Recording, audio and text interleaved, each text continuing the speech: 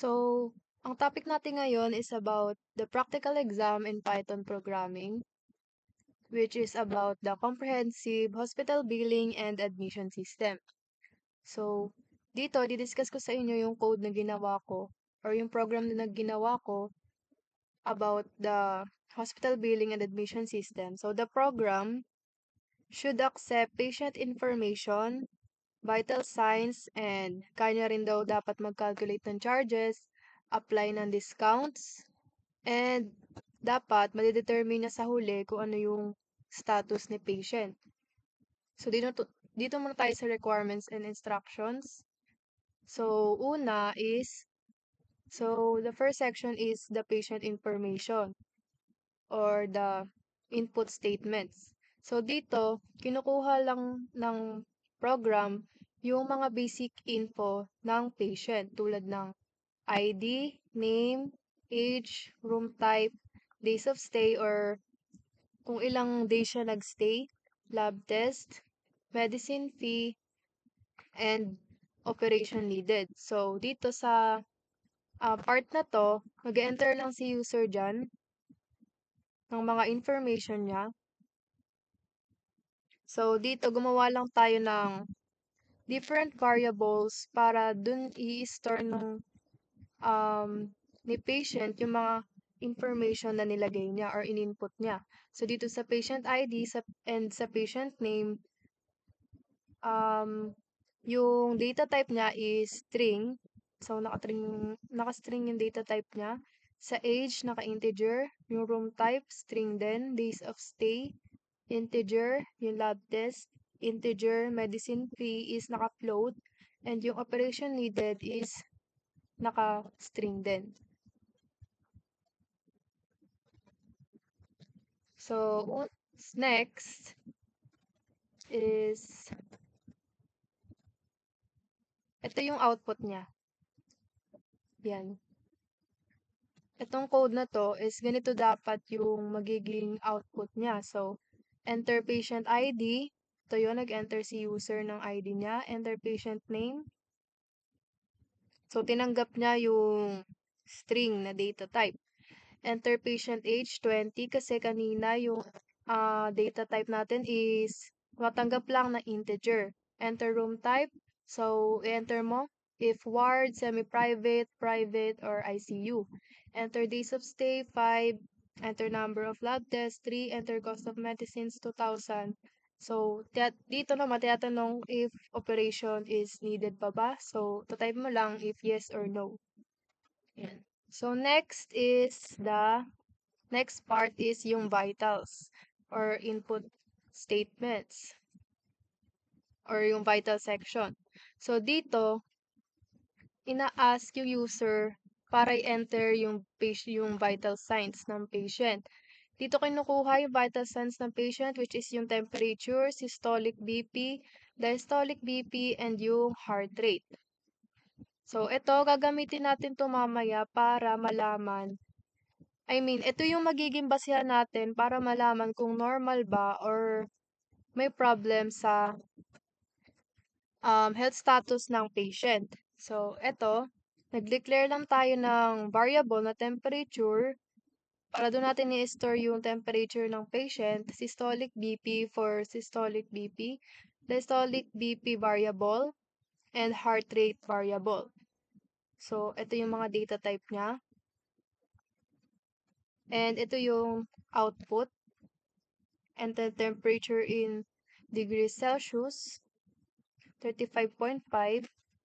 So, naka-float siya. Makita na tatanggap siya ng with decimal.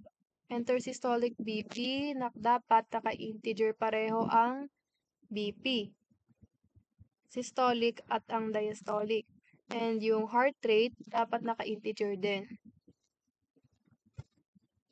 So, next section is yung room rates. So, dito, tinitest natin kung anong klaseng room yung pinili ng patient. Tapos, i-assign natin yon sa kung anong corresponding rate niya. So, dito yung ward daw, pag pinili yung ward, 500 per day. semi-private 1,000 per day, and private 2,000 per day, and last yung ICU is 5,000 per day ang rating. So, dito, ito yung code niya. So, if room type na pinili ni patient is equals to ward, ang room rate niya is 500. If room type naman, ang pinili ni patient is semi-private or in-input niya is semi-private, ang room rate naman niya is 1,000. If room type is equals to private, room rate niya is equals to 2,000. If room rate is equals to ICU naman ang nilagay ni patient, ang room rate niya is equals to 5,000. Else, kapag wala dyan sa nabanggit or sa pagpipilian, ang nilagay ni patient or in-input, magpiprint siya ng invalid input. Yan. So, next is sa additional charges. So, dito sa additional charges, kinakalculate lang neto yung mga additional charges. Yun. Dito sa laboratory test, so, bawat laboratory test is may fixed price siya na 1,200 each. But, if meron kang operation fee, merong dagdag or if may operation fee na need, may dagdag na 15,000.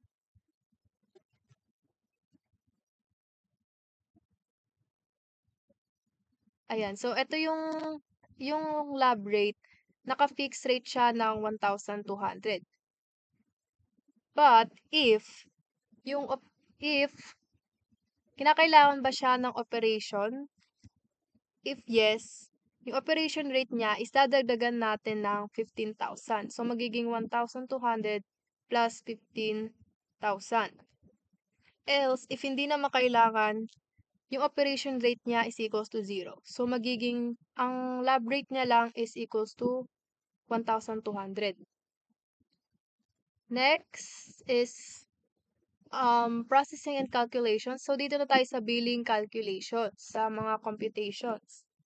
So, dito,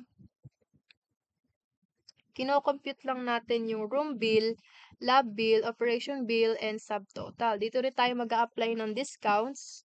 Ayan. And ko-compute na natin yung total bill. Ayan. So, dito, una natin is, paano ba natin malalaman yung computations ng room bill? So, room bill is equals to days of stay times yung room rate. Ayan. And then, lab bill computation is equal to lab test times yung fixed rate kanina na lab. Ito yun, na lab rate times 1,200. And operation bill is equals to 0. So,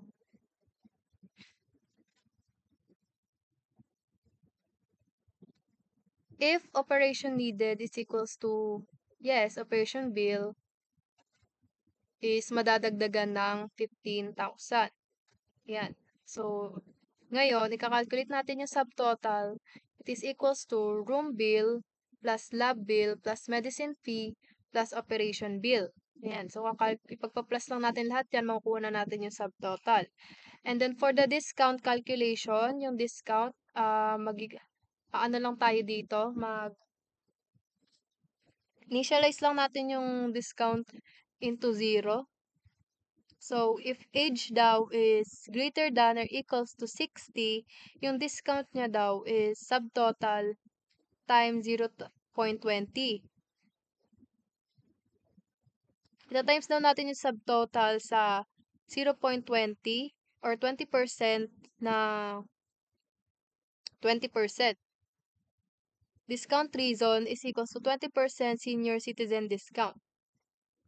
Ayan. So, if yung subtotal mo naman daw is greater than or equals to 100,000, yung discount mo is equals to subtotal, ita-times mo siya sa 15%. Yung discount daw is, ang magiging calculation yan is subtotal times 0.15. which is the decimal form for 15%. So discount reason is equals to 15% high bill discount. So L if subtotal naman is greater than or equals to 50,000, discount is equals to subtotal times 0.10. Discount reason is equals to 10% discount. So kapag naman daw greater than or equal sa 50,000, ito times mo lang siya sa 10% discount, yung subtotal niya. So, para malaman natin yung total bill,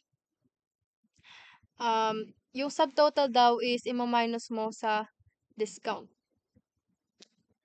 I mean, yung discount is ima-minus mo siya sa subtotal. Then, makuha mo na yung total bill. And then, dito naman sa patient health status,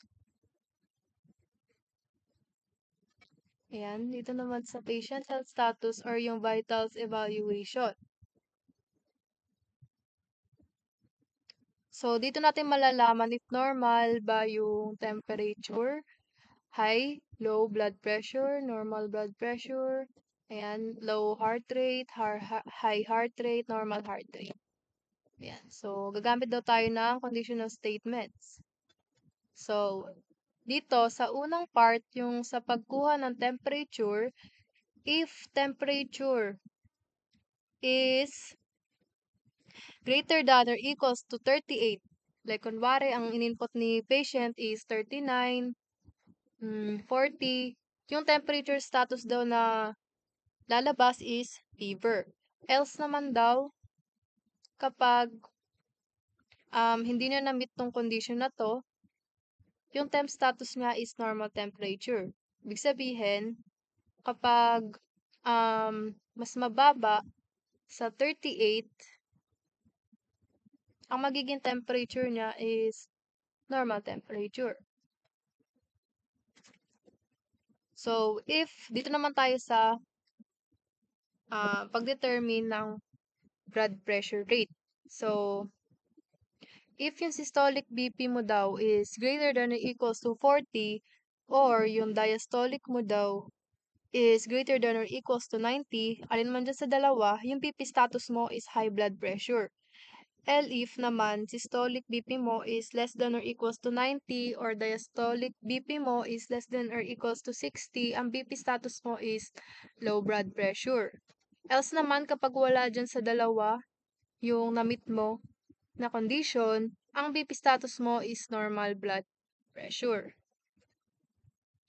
Heart rate naman, if yung heart rate mo is less than sa 60, ang heart rate status mo is bradycardia or low heart rate. If naman, if yung heart rate mo is equal sa 100, ang magiging status ng heart rate mo is tachycardia or high heart rate. Else naman, kapag wala dyan sa dalawa, ang magiging status mo is normal heart rate. Yan.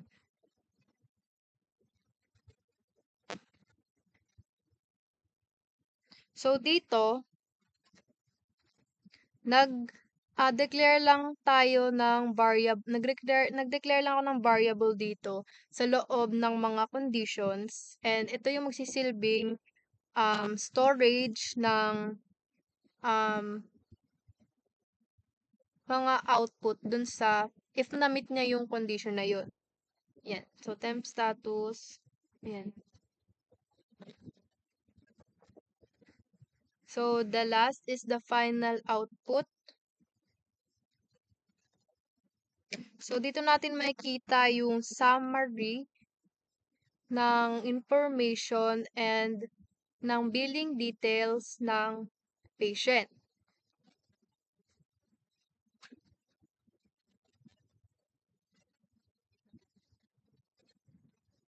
Ayan.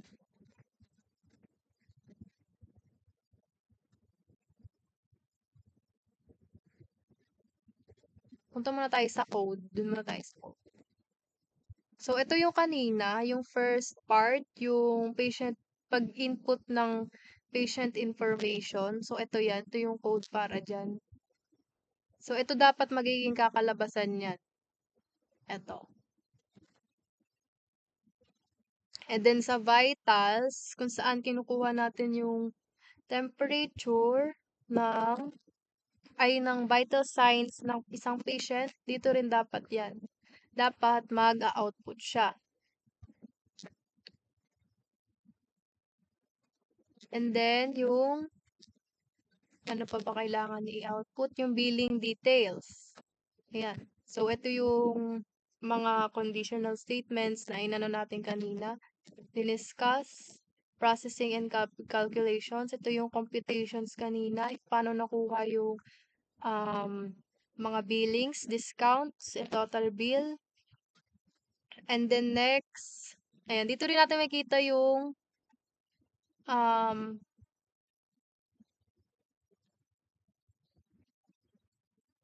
yung patient health status. Ayan, yung condition ng pagkuha ng temperature, blood pressure, and ng heart rate. Ayan. Ito yung mga condition na diniscuss natin kanina. So, for the final output, ayan, ipiprint natin yung titles sa pinakatuktok and print patient ID. So, ito yan yung kanina. Yung patient information na in-input ni patient. So, next is yung pag-print ng vital signs or yung temperature, blood pressure, and no heart rate. Ayan. So, makita nyo, kinall out natin yung mga variable and then 0.1f kasi gusto natin naka 1 decimal places lang siya. So, nakaganyang nakaganyang format pa din, nasa loob yung variable, nasa loob ng curly bracket or na curly braces pala. Next is yung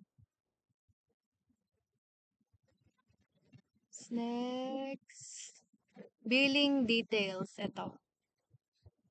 So, dito natin makikita yung breakdown ng charges, discount reason, at yung final na total bill.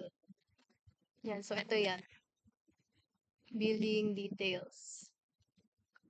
So, dapat lahat daw siya is naka-float. Ito yan. Billing details. So, dapat daw lahat is naka 2 decimal places. So, kaya may 2.f dyan para naka 2 decimal place siya. And then, next is yung status. Patient status section. Dito, ipapakita kung anong discount ang na-apply. Kung normal ba or kailangan ng monitoring based dun sa vital signs kanina.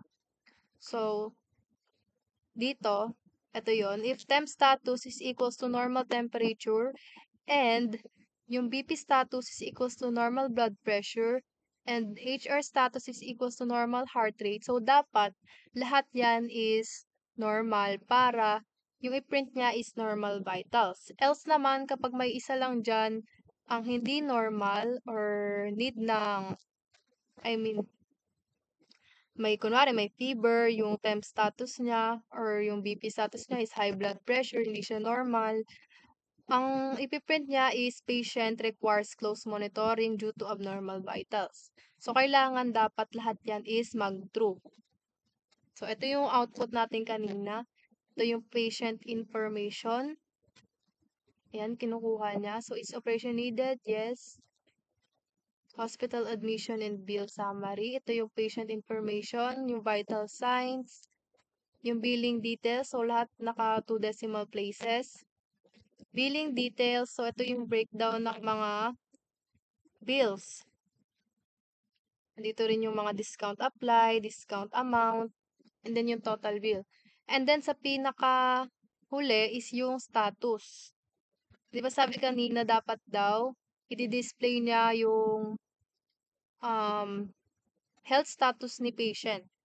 At saka kung ano yung discount niya.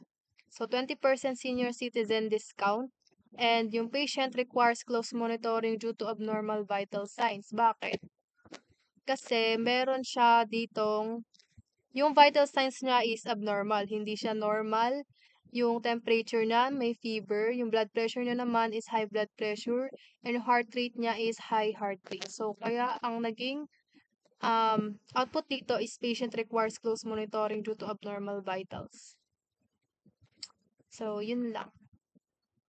Yun lang for this topic, guys. Thank you.